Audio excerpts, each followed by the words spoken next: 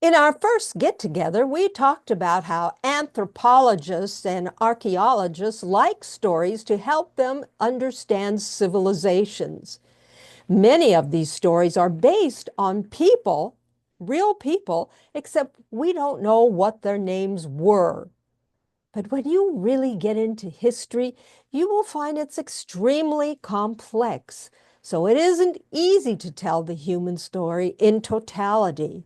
I know textbooks, well, they streamline the information and they leave out all the juicy stuff. Yeah, they're a little boring. So that's why you come to Grandma here to hear the stories unfiltered. When you are hearing these stories, you will get a feel for how people really lived, who they really were.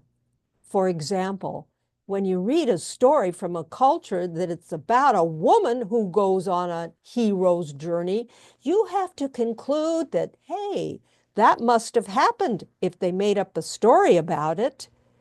It isn't unheard of then for women to take those journeys. In fact, if you're studying history of the lives of women, there are several stories out there that point out that women too could be heroes. They were the ones who saved the day. It's not always the prince or the knight in shining armor who rescues the princess. Sometimes the princess is rescued by working guys, like in Snow White. The stories then tell us that there are lots of people in a society that do valuable things for that society. It's not always top down. Sometimes it's just across the board.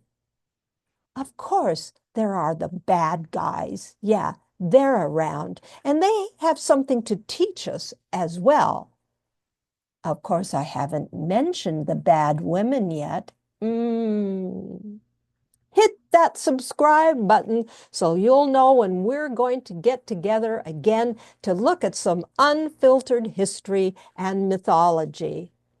See you around.